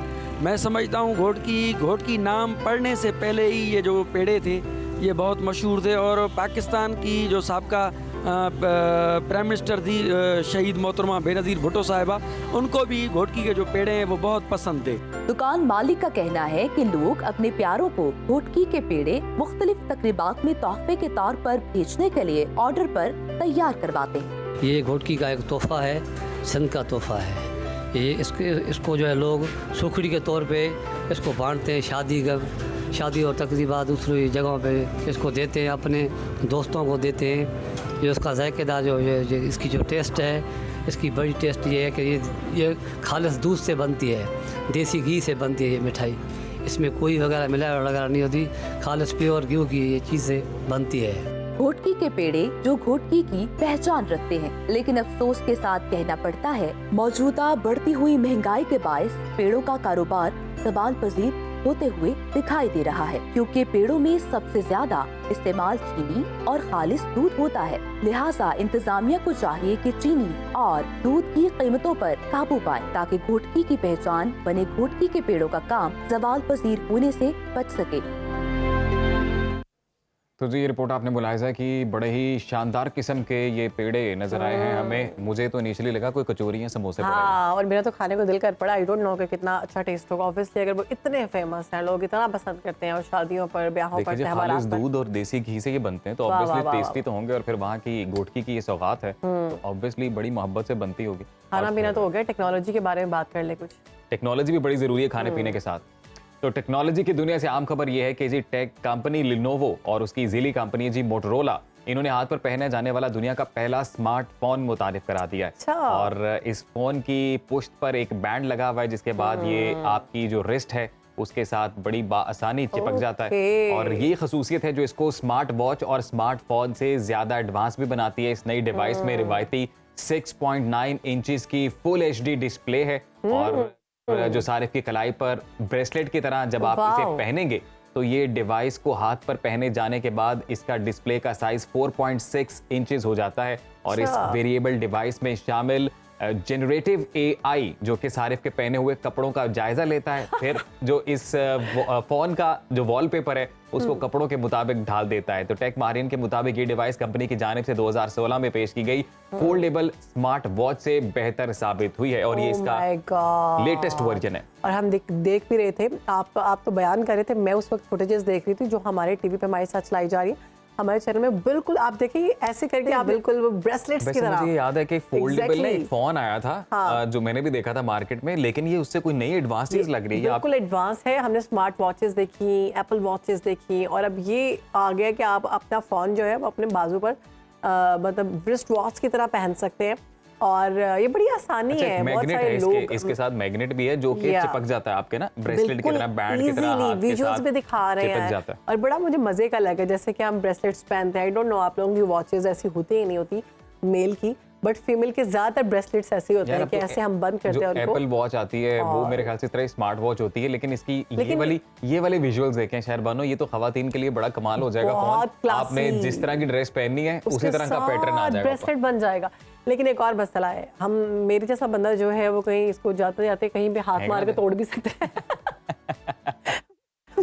मैं ऐसे जा रही हूं। जब आप ऑब्वियसली ये डिवाइस काफी महंगी होगी, ये भी मार्केट में नहीं है, बहुत महंगी तो जब आप इतने पैसे देके खरीदेंगे ना तो फिर मैं बाजू ऐसे रखूंगी।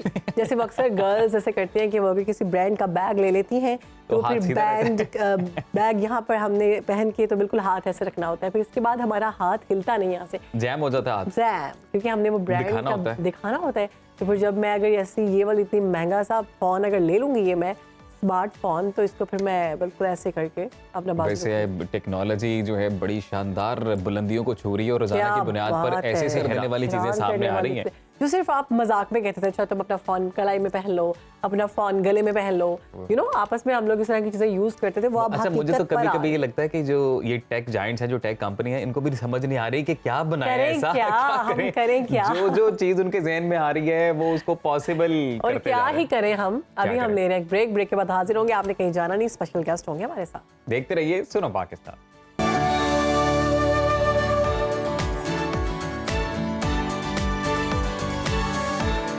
Welcome back after the break. Programme में आगे बढ़ेंगे, बात करेंगे दुनिया की कदीम ग़ज़ा और कुदरती सप्लीमेंट्स की। तो मौसम तब्दील होते ही ड्राई फ्रूट की मांग में इजाफा हो जाता है। ये एक ऐसी नेमत है जो सेहतमंद जिस्म और सेहतमंद जिंदगी के लिए बेहद ज़रूरी है। खुश्क मेवा जात ना सिर्फ खुश जायका और सेहत के लिए मुफीद है बल्कि जिस्म का टेम्परेचर भी ये बढ़ाते हैं। तहकीकात के मुताबिक ड्राई फ्रूट का रोज़ाना की बुनियाद पर इस्तेमाल मोटापे में कमी करता है, दिल की सेहत को बेहतर बनाता है और डायबिटीज़ जैसी बीमारियों से भी बचाता है। तहकीक के मुताबिक जंक फूड खाने के बजाय अगर रोज़ाना मुनासिब मिकदार में ड्राई फ्रूट का इस्तेमाल कर लिया जाए तो इसके हैरान कर देने वाले नताइज मिल सकते हैं। बादाम, अखरोट, पिस्ता, चलगोज़ा, खजूर, काजू, किशमिश, मूंगफली समेत 11 किस्म के ड्राई फ्रूट्स हैं जिनकी मांग ज़्यादातर होती है मार्केट में, और इनमें मूंगफली जो है वो गिरी है, तो दरख्त या पौधे के बजाय ज़मीन के अंदर ये जो है वो उगती है। और इसके अलावा आजकल हर जगह खुश्क मेवाजात आसानी से दस्तयाब हैं, मगर बढ़ती महंगाई में ज़्यादातर ड्राई फ्रूट गरीब आवाम की पहुंच से दूर होते हैं। तो ड्राई फ्रूट की अफादियत और ग़ज़ाई अहमियत जानने के लिए हमारे साथ बड़े खास गेस्ट मौजूद है। डॉक्टर सारा फारूकी हमारे साथ मौजूद है। वेलकम टू सुनो Pakistan. Thank you so much. अच्छा जी, ड्राई फ्रूट विंटर में बहुत होता है और हम कोशिश करते हैं कि हम ज़्यादा से ज़्यादा ड्राई फ्रूट जो है ना विंटर में खाएं। एक तो मुझे बताएं ये विंटर्स में ही खाने चाहिए या वैसे भी हम खा सकते हैं? दूसरा क्या फ़ायदा है? थ्रू आउट द ईयर आपको खाना चाहिए। ड्राई फ्रूट्स, नट्स आपको थ्रू आउट द ईयर खाना चाहिए क्योंकि उसके बेनिफिट्स इतने ज़्यादा हैं, हेल्थ बेनिफिट्स इतने ज़्यादा हैं, लोग इसको इग्नोर करते हैं। इसी वजह से आजकल डिजीज़ बहुत ज़्यादा बहुत सारी ऐसी डिजीज़ हैं जैसे कि हाइपरटेंशन की बात की जाए, ब्लड प्रेशर, आपका डायबिटीज़ है, या और बहुत सारी डिफरेंट मतलब जिसमें आपकी इम्यूनिटी जो है वो होती है, डाउन होती है। तो इस तरह की जितनी भी डिजीज़ हैं उनसे काउंटर करने के लिए, उनसे बचने के लिए अगर आप डेली बेसिस पे ड्राई फ्रूट्स का, नट्स का इंटेक करते हैं तो आप बच सकते हैं उनसे। लेकिन हमारा इंटेक इस तरह का है कि हम लोग ड्राई फ्रूट्स इग्नोर कर जाते हैं और हम लोग दूसरी चीज़ों की तरफ ज़्यादा जाते हैं, जैसे कि आपने बताया जंक फूड की तरफ हम लोग ज़्यादा जाते हैं। तो इसी वजह से हमारा इम्यूनिटी ड्रॉप रहता है और कई दफ़ा हम बहुत सारी ऐसी बीमारियों के शिकार हो जाते हैं जिनसे वापस आना भी मुश्किल हो जाता है। जैसे कि डायबिटीज़ एक ऐसी बीमारी है कि जो एक दफ़ा हो जाती है तो फिर वो थ्रू आउट द जिसे कहते हैं लाइफ है जो जिसको ब्लड प्रेशर का इशू है, हाइपरटेंशन, वो ये ले सकता है? बिल्कुल ले सकते हैं, बिल्कुल। क्योंकि उनके बारे में कहा जाता है कि अगर ये लेंगे तो इनका ब्लड प्रेशर हाई हो जाएगा। नहीं, अब देखें डिपेंड करता है कि अगर आप नट्स का इंटेक करें तो क्या वो सॉल्टी नट्स हैं, क्योंकि कई दफ़ा आपने देखा होगा कि नट्स आपको मार्केट में से मिलते हैं उसमें नमक भी एडेड होता है, जो रोस्ट किए होते हैं खास तौर पे। तो आप अगर बिल्कुल ही उसको मतलब रोस्टेड के बारे में क्या कहेंगे? नहीं, रोस्ट नमक के बगैर हो तो ज़्यादा बेहतर है। वैसे आप उसका इंटेक कर सकते हैं, उसमें कोई इशू नहीं है। अफादियत में कमी तो नहीं आती? नहीं आती। आप यूज़ कर सकते हैं उसके अंदर ओमेगा 3 फैटी एसिड्स, जो बहुत बहुत इंपॉर्टेंट फैटी एसिड्स हैं, वो आपके नट्स के अंदर मौजूद होते हैं, जो ब्रेन हेल्थ के लिए, आपके नर्वस फंक्शनिंग के लिए बहुत ज़्यादा ज़रूरी हैं, और वो जब तक डाइट में एडेड ना हो आपकी बॉडी खुद से नहीं बना सकती। डॉक्टर साहब ये बताइएगा कि ड्राई फ्रूट्स हम लोग मोस्ट ऑफ द टाइम जब खाना शुरू करते हैं तो फिर खाते ही चले जाते हैं। वो जितनी भी ट्रे सामने पड़ी हो खाते रहते हैं, टीवी देखते रहते हैं। एक तो वो कितना खाना हेल्दी है, और ये बताइएगा, और साथ मोस्ट ऑफ द टाइम ये भी होता है कि हम साथ कावा, चाय, इस टाइप की चीज़ें भी ले रहे होते हैं, तो ये एक अच्छा कॉम्बिनेशन है या नुकसान? कॉम्बिनेशन ठीक है, अगर आप साथ में लेना चाहते हैं, कावा वगैरह लेना चाहते हैं तो इट्स ऑल राइट, उसमें एंटीऑक्सीडेंट्स है, वो हेल्थ के लिए बेनिफिशियल है, लेकिन उसका आपके ड्राई फ्रूट से कोई खास लिंक नहीं है। अगर आप वैसे लेना चाहते हैं तो ले सकते हैं, लेकिन ड्राई फ्रूट्स, नट्स के बारे में ये है कि हाई कैलोरिक होते हैं क्योंकि उनमें फैट ज़्यादा होता है, तो ज़रा हाई कैलोरिक होते हैं, तो उसमें एक कंट्रोल्ड अमाउंट में खाने की ज़रूरत है। कोई भी चीज़ है, चाहे वो जितनी भी हेल्दी हो, अगर आप एक्सेसिव अमाउंट में लेंगे उसका नुकसान ज़रूर। तो हर चीज़ को मॉडरेशन में लेके चलें। अगर आपने नट्स का भी इंटेक करना है तो डेली बेसिस पे 1 हैंडफुल इज़ इनफ। आपकी मुट्ठी में जितने नट्स आते हैं वो आपके लिए काफी हैं, एक दिन के हिसाब से। हाँ जी, आपके हर बॉडी के हिसाब से एग्जैक्टली। तो आपके पूरे दिन में आप बता रही हैं कि ये मैं पूरे दिन में बता रही हूँ 24 आवर्स। हाँ जी, 24 आवर्स के अंदर आपकी मुट्ठी में जितने आते हैं आपने सिर्फ उतना ही इंटेक करना है। वो इनफ कैलोरीज हैं, वो जितनी आपको न्यूट्रिएंट्स में से चाहिए आपकी बॉडी उसमें से एब्जॉर्ब कर लेगी। लेकिन वही है कि मिक्स नट्स हो, मिक्स ड्राई फ्रूट्स। मैं ये कहने लगी कि मिक्स क्या खा सकते हैं या फिर एक किस्म के? नहीं, आप मिक्स करके खा सकते हैं। हर किसी को काजू ज़्यादा पसंद है, कुछ लोग पिस्ता ज़्यादा पसंद करते हैं, कुछ लोग बादाम, कुछ लोग जैसे आप पहले जिक्र करते ब्रेक में चलगोज़ा, तो ये मिक्स करके खाएं ज़्यादा फायदा है या फिर ये फ़ायदा इसी में ही है कि आप मिक्स करके खाएं, क्योंकि हर जो जितने भी आपके नट्स हैं, ड्राई फ्रूट्स हैं, उनके अंदर डिफरेंट किस्म के मिनरल्स एंड वाइटामिन्स मौजूद हैं, वो आपको किसी एक में नहीं मिलेंगे। अगर मैं डेली बेसिस पे सिर्फ आलमंड्स का या सिर्फ वॉलनट्स का इंटेक शुरू कर दूँ तो मुझे उसमें से चंद एक ही मिलेंगे, ज़्यादा नहीं मिलेंगे। मिक्स लेंगे तो उससे आपको ज़्यादा से ज़्यादा मिनरल्स एंड विटामिन्स मिलेंगे। और अच्छा, मैंने ये भी सुना है कि पिस्ताशियो बहुत ज़्यादा मिकदार में मत लें, वो आपकी हेल्थ के लिए इतने अच्छे नहीं है। जी जी जी। तो इज़ इट ट्रू? बहुत ज़्यादा मिकदार में कोई भी चीज़ लेंगे तो हेल्थ के लिए वो बेनिफिशियल नहीं होगी। वैसे इसके अंदर देखा जो विटामिन ई मौजूद है बहुत ज़्यादा बेनिफिशियल है स्किन के लिए, जैसे खासतौर पर लड़कियों के लिए। हमारा खासतौर पर विंटर्स में आप देखें स्किन बहुत ज़्यादा ड्राई हो जाती है, तो अगर आप इनका डेली बेसिस पे 1 हैंडफुल इनटेक करते हैं तो it's very beneficial for the skin वैसे पिस्ते वाली आइसक्रीम खा लेनी चाहिए। नहीं, आइसक्रीम नहीं, आप उसको एज अ होल जैसे है उसी फॉर्म में ले, वो ज़्यादा आइसक्रीम में भी मैं सिर्फ उन्होंने actually फ्लेवर ही जो- डाला होता है, एसेंस ही होता हाँ, है। ये तो मैंने बस एमी मजाक, जो एक्चुअली मेरा क्वेश्चन था वो ये था जी कि dry fruits as a snack ही यूज किया जाना चाहिए, खाने से पहले खा लें, खाने के बाद खा लें, इसकी भी कोई साइंस होती है? या फिर फुल मील। हाँ, वो जैसे फ्रूट्स के बारे में भी कहा जाता है ना यूजुअली कि फ्रूट्स आप खाने के पहले खा लें या बाद में ना खाएं। इस तरह उसका की भी उसका चीजें। रीज़न ये है कि खाने से पहले अगर आप फ्रूट्स ले लेते हैं ना तो जल्दी डाइजेस्ट हो जाता है, डाइजेस्ट होकर उसकी एब्जॉर्प्शन जल्दी हो जाएगी। लेकिन अगर आप वो खाने के बाद ले रहे हैं तो वो स्टमक में काफ़ी देर तक रॉट करता रहता है, तो पहले खा लें वो ज़्यादा बेहतर है, वो जल्दी एब्जॉर्ब हो जाएगा। ड्राई फ्रूट्स का आप स्नैक के तौर पे ले सकते हैं, इवनिंग स्नैक या मिड मॉर्निंग स्नैक के तौर पे आप ले सकते हैं।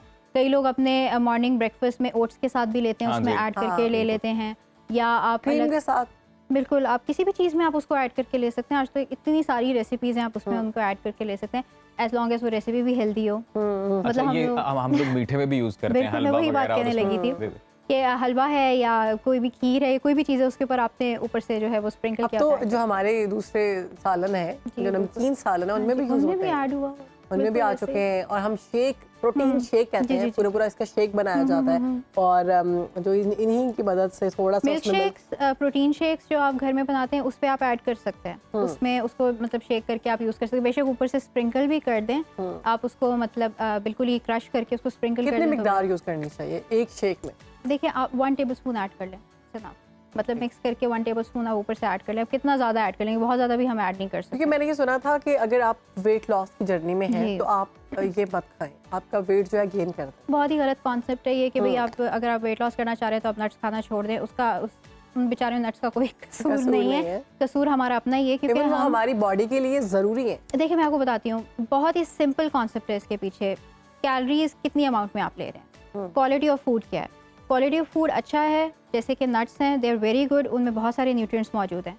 कैलोरीज कितनी आप ले रहे हैं, अगर आप एक्सीड कर जाएंगे अपनी डेली रिक्वायरमेंट से, आपका वेट गेन हो जाएगा ऑटोमेटिकली। वो फिर कोई भी चीज़ हो, मतलब आप प्रोटीन्स में या कार्ब्स में, किसी भी चीज़ में आप ज़्यादा मिकदार में लेना शुरू कर देंगे, आपका वेट गेन होगा ही होगा। और वही चीज़ अगर आप कम मिकदार में लेंगे तो वेट लॉस होना। वैसे डॉक्टर साहिबा भी आपने बताया जी कि dry fruits through out the year consume करना चाहिए, जी। तो ये बताएं कि इसके साथ अब ये मिथ है या ये हकीकत है कि कहा जाता है गर्म होते हैं बहुत, तो अगर गर्मियों में खाएंगे तो फिर तो मसला होगा? नहीं, ऐसा कुछ भी नहीं है, मैं थ्रू आउट द ईयर खाती हूँ, कोई इशू भी नहीं होता। एग्जैक्टली हाँ, ऐसे ये मिथ है बेसिकली। आप डेली बेसिस पे, जैसे मैंने कहा है कि 1 हैंडफुल डेली बेसिस पे हर कोई खा सकता है। बच्चों के लिए क्या बिल्कुल। कहेंगे आप? छोटे बच्चे जो हैं उनको शेक में कैसे दे सकते हैं, Powdered उनको form। खिला सकते हैं, और उसके साथ साथ पाउडर खाने फॉर्म में कैसे आप दे सकते हैं। जैसे 1 ईयर का, 2 ईयर्स का बच्चा है, उसकी डाइट में आप इंक्लूड करना चाहते हैं तो विंटर्स में पाउडर्ड आप बनाते हैं, अक्सर लोग बनाते हैं, तो वो आप बना के जो है उसमें वो आप उनको फीड ऑन कर सकते और हैं। अगर अबव 3 to 10 उसमें फिर आप आहिस्ता आहिस्ता nuts as a whole add करना शुरू कर देना, तो एज अ होल उनको आहिस्ता आहिस्ता करके इंट्रोड्यूस कराना शुरू करें, लेकिन ज़रूर इंट्रोड्यूस कराएं। बात ये होती है कि बच्चा जैसे मतलब 1 ईयर का है, 2 ईयर का है, अगर आप उसको हेल्दी स्नैक्स नहीं इंट्रोड्यूस करके दे रहे ना, तो फिर वो बाहर चीज़ें ढूंढता है, जंक फूड में और इस तरह की चीज़ों में। फिर उसका जब टेस्ट उसके लिए डेवलप हो गया है तो फिर वो इन चीज़ों की तरफ नहीं आएगा। आएगा। अच्छा सारा, ये भी कहा जाता है जैसे फलों में हम कहते हैं जी आम फलों का बादशाह है, जी। तो ड्राई फ्रूट्स का भी बादशाह होता है कोई? नहीं होता है चलगोजा, जो सबसे महंगा होता है इसलिए मैंने कहा है वो हाँ, बादशाह है। हाँ, वैसे देखा जाए तो बहुत ज़्यादा बेनिफिशियल इस तरह से है। मैं बात करूँगी आलमंड्स की, वॉलनट्स की खास तौर पे, कि ये आपकी बॉडी में कोलेस्ट्रॉल लेवल डिक्रीज करता है। बादाम एंड अखरोट। हाँ जी, कोलेस्ट्रॉल अच्छा, कोकोनट के लिए भी यूज होता है कि ये आपके कोलेस्ट्रॉल को बढ़ा देता है? बिल्कुल बिल्कुल बिल्कुल। अगर आप देखें वैसे भी नॉर्मली भी ख़ास तौर पे जो हार्ट डिजीज़ की जो पेशेंट्स हैं, वो भी अगर हफ्ते में 2 से 3 दफ़ा भी अगर वो ले रहे हैं, अखरोट का इस्तेमाल करें, 3 से 4 भी अगर वो अखरोट ले रहे हैं, तो उसका बहुत ज़्यादा फ़ायदा होता है। आपके LDL लेवल्स और जो कोलेस्ट्रॉल लेवल है वो डिक्रीज़ होना शुरू हो जाता है, रिसर्च से साबित अच्छा, है। शेक में हम लोग क्या क्या डाल सकते हैं? उसमें हम खजूर डाल सकते हैं, ड्राई फ्रूट्स डाल सकते हैं? जी, बहुत सारी चीज़ें हैं। आप शेप के अंदर आप आलमंड्स भी डाल सकते हैं, आप वॉलनट्स भी क्रश करके डाल सकते हैं, पिस्ताशियोज भी, कैश्यूज भी आप वो है क्रश करके डाल सकते हैं। ओके, वो आपकी मर्जी, आपको जो चीज़ इसमें से पसंद है आप ऐड। एक हेल्दी शेक, बिल्कुल, मतलब उसमें मैं चाहती हूँ कि आप एक रेसिपी स्पेसिफिक से बता दें कि हर शख्स के लिए आसान हो जाए। कितना वो ले? 1 spoon, 2 spoon? 1 spoon is enough मेरे ख्याल से। 1 स्पून डिपेंड करता है। हाँ, अगर कोई अडल्ट है तो वो 2 टेबलस्पून ऐड कर सकते हैं, अगर बच्चे हैं तो वो 1 tablespoon is enough for them. Mixture बना लेना आप घर में, आप मिक्स पाउडर बना के रख लें, आपने डेली बेसिस पे बस वो एक ऐड करना होगा। आप मिक्सचर की बात हाँ, करिए। बिल्कुल मिक्सचर की बात कर रही हूँ। वो बस यही है कि एक दफ़ा आपने बना के रख दिया किचन में, उसके बाद आपने बस डेली बेसिस पे उसको यूज़ करना है। वैसे सारा ये अभी हम बात ये कर रहे थे कि चलगोजे की आज तक समझ नहीं आई कि ये इतना हाँ, महंगा बिल्कुल क्यों नहीं ड्राई समझ फ्रूट आती, है। नहीं समझ तो आती। ये मुझे याद है कि एक टाइम पे तो ये स्टेटस सिंबल भी बन गया था। आप किसी घर मेहमान जाते हैं तो वो आपके सामने बड़ी टॉर के साथ चलगोजे रखते थे। तो इससे अंदाजा हो जाएगा कि हमारी अजीम फाइनेंशियल भी अक्सर ऐसे सिचुएशन करते क्या थे, अपनी है। पॉकेट में 2-3 मुझे वो- चलगोजे लेके दो आते तीन- थे हाँ। और ऐसे से मुझे वो सबसे मासूम लगता है बेचारा, वैसे बहुत ही छोटे साइज का। हाँ जी। और मतलब आप देखें तो अगर तो वो छिला हो तो बहुत अच्छा है, अगर वो छिला हुआ नहीं है तो फिर आप उसको छीलने में ही वो आधा बहुत खत्म हो वक्त जाता है। लगता है। हाँ। और अक्सर लोग ऐसे करते थे कि वो थोड़े से चलगोजे ले आते थे पॉकेट में और वो जी। फिर दिखा के फिर रखते थे, फिर लेकिन ऐसे इसकी ही। कोई मतलब इसकी अफादियत इसके है। पीछे नहीं है एक्चुअली में, जो इसकी प्राइस नहीं। इतनी ज्यादा महंगी नहीं हुई। नहीं नहीं वैसे नहीं है। न्यूट्रिशनली देखा जाए तो वैसे इसके बहुत सारे बेनिफिट्स हैं। ओमेगा 3 फैटी एसिड इसके अंदर भी है, विटामिन ई इसके अंदर भी है, और दूसरे जो मिनरल्स एंड विटामिन वो भी इसके अंदर है। हेल्थ के लिए बहुत बेनिफिशियल है, आपके ब्रेन फंक्शनिंग के लिए, नर्वस सिस्टम की फंक्शनिंग के लिए, ओवरऑल गट हेल्थ के लिए बहुत ज़रूरी है। लेकिन उससे कोई ताल्लुक नहीं है कि भाई कीमतें ज्यादा होने से उसका कोई ताल्लुक, वो कोई और ही साइंस है। वो फिर अगर आप चलगोजे छोड़ दें, आप दूसरे नट्स भी लेना शुरू कर दें तो आपको वही चीज़ें मिल जाएंगी। सही सही है। अच्छा डॉक्टर साहब, कोई ये वाले ड्राई फ्रूट भी बताएं या कोई कॉम्बिनेशन ऐसा बनता है कि जिससे आपके बाल बचे रहें या बड़े जबरदस्त अजीम और ग्रोथ अच्छी हो। हर किसी से बालों के मुतालिक सवाल बिल्कुल, जरूर नहीं, करते हैं। देखिए हमारा प्रोफेशन ऐसा है, ये वैसे खैर बानों को भी फायदा होगा अगर ऐसी कोई रेसिपी है तो, मुझे और भी भी। हमारे आई एम श्योर देखने वाले जो खवातीन हजरात हैं उनको भी फायदा क्या होगा। वैसे खूबसूरत चलगोजे ये चल रहे हैं स्क्रीन पे, इन चेक करें। चलगोजों को देख के भी मुझे लग रहा है कि काफी फायदा होगा इनको, हाँ, अगर हम खाने में। अपने अब दिल पास कर रहा होगा देखने से देखने फायदा में। तो ये बालों की बात हो रही थी जी, बाल कैसे घने और मजबूत किए जा सकते हैं? बालों के लिए देखें बहुत सारे मिनरल्स एंड विटामिन्स हैं, लेकिन वही बात है, आप सिर्फ ड्राई फ्रूट्स के ऊपर नहीं डिपेंड हो सकते। फिर आपकी ओवरऑल डाइट बहुत अच्छी होनी चाहिए। सही। अगर आप थ्रू आउट द डे इस तरह की चीज़ें खा रहे हैं कि जिसके अंदर आपका डेली बेसिस पे बाहर से बहुत ज़्यादा हो रहा है, तो अक्सर होता है, जो वर्किंग पीपल होते हैं उनका होता ही है, आप बाहर से चीज़ें खा रहे हैं लेकिन बीच बीच में आपने कुछ हेल्दी कंपोनेंट्स ऐड कर दिए, कुछ हेल्दी चीज़ें ऐड जी। कर दी हैं, तो उतना फ़ायदा नहीं होगा। अच्छा क्विकली बता दीजिएगा, एनर्जी बहुत ड्रेन हो जाती है हमारी जी, जितनी न्यू जी, जनरेशन है, हम समेत। हम लोग क्योंकि इस तरह की चीज़ें तो खाते ही नहीं है हाँ हेल्दी, जी। हम लोग जंक फूड ये वो बहुत खाते हैं, तो हमारी एनर्जी जो है वो ड्रेन हो जाती है थोड़ा सा काम करने के बाद, थोड़ी सी हरकत करने के बाद। तो क्या खाना चाहिए? इम्यूनिटी बेसिकली आपकी ड्रॉप हो जाती है उसके अंदर, ये कहना चाहिए।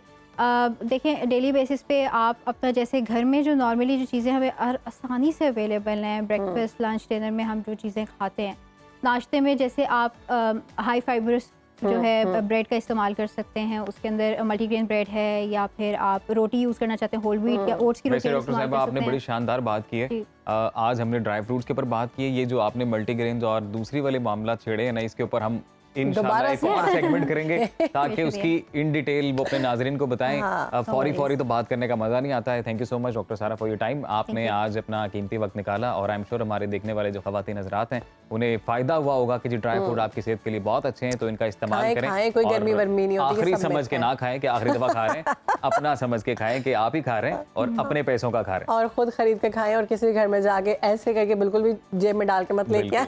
शहरबानों की तरह चलगोजे आपने 2-4 जेब में नहीं रखने थे खाने के लिए कि मैं बहुत अजीम बेसिकली ऐसे अमीर हूँ। करते थे अक्सर, जी। तो आके ले आते थे और फिर हमारे सामने खा के दिखाते थे। खैर आज का हमारा प्रोग्राम हुआ खत्म और उम्मीद है कि आपने हमारे सेगमेंट्स को एंजॉय किया होगा। कल नए सेगमेंट्स के साथ आएंगे, नई स्टोरीज होंगे, हम आपके पुराने होस्ट होंगे इंशाल्लाह। तब तक के लिए अल्लाह हाफिज़।